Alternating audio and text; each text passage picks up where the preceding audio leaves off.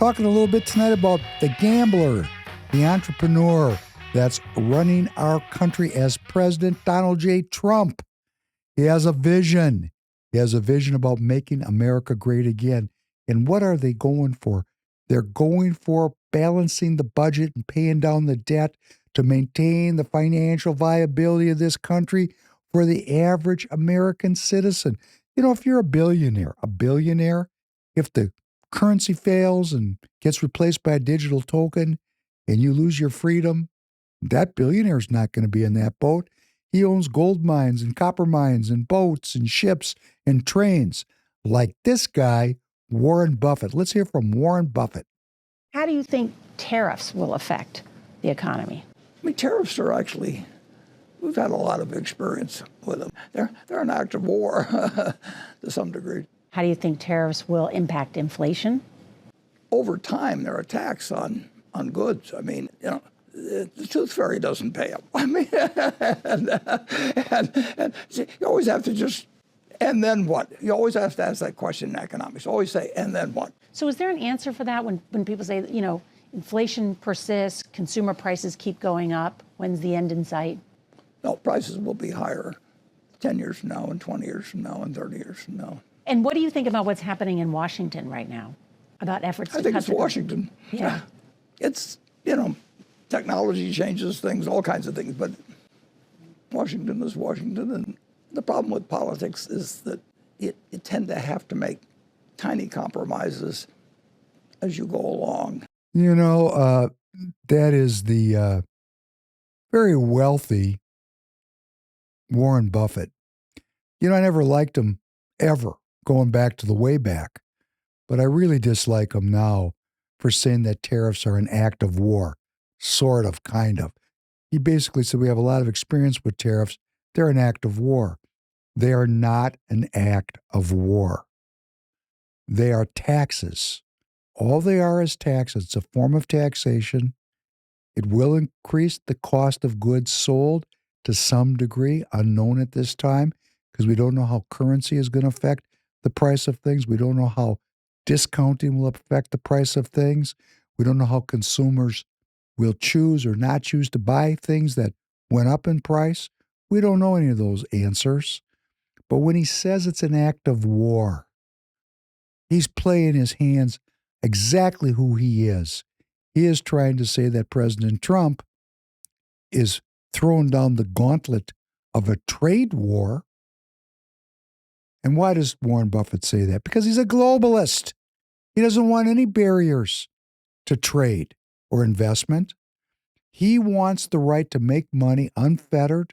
And whether or not you lose your job or I lose my job or our neighbor loses their job, or even if this country goes bankrupt, he couldn't give a rip.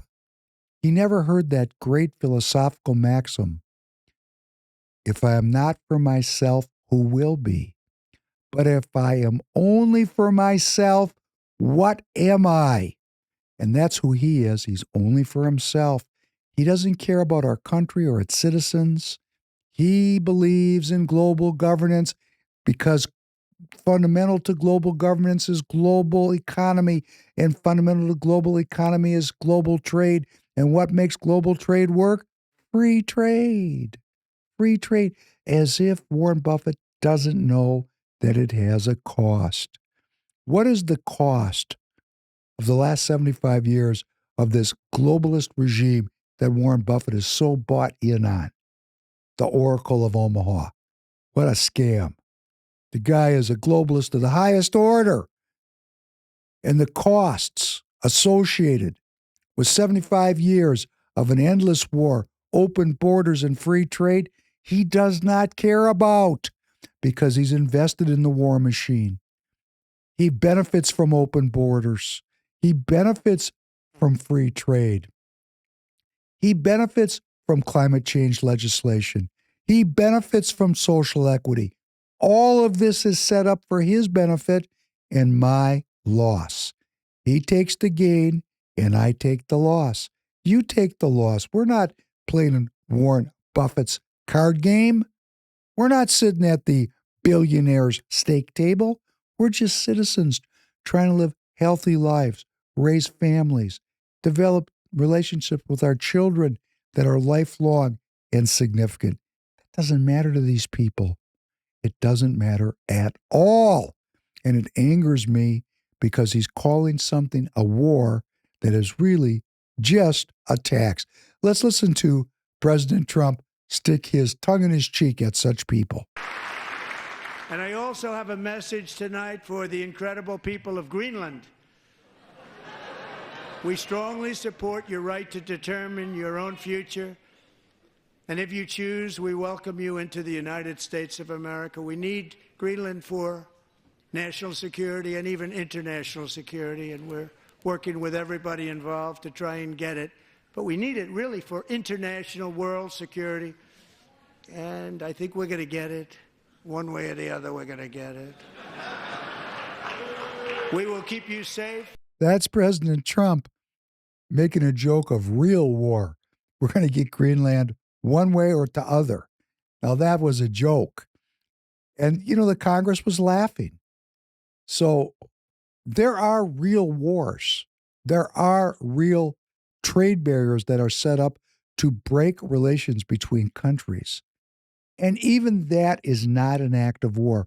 Imagine you walk in a store, you have a $100 bill in your pocket, you want to buy some shoes. You're trying the shoes on, you're ready to buy the shoes. The person who's selling you the shoes makes you angry. They insult you. Ma'am, you certainly have big feet. Big feet, beautiful feet.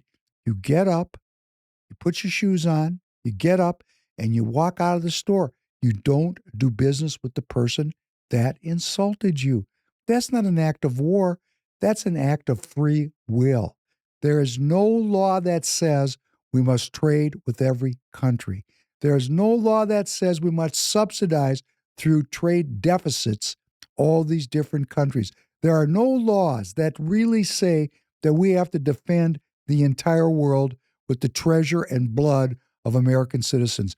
These are not immutable laws. This is policy that has developed over 100 years.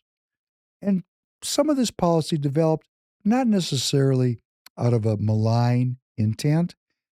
A lot of this policy was developed out of a very good intent, the desire to manage a peaceful world, to reduce the likelihood of war, to spread gains, economic gains across countries and populations that perhaps have not yet gained material sufficiency.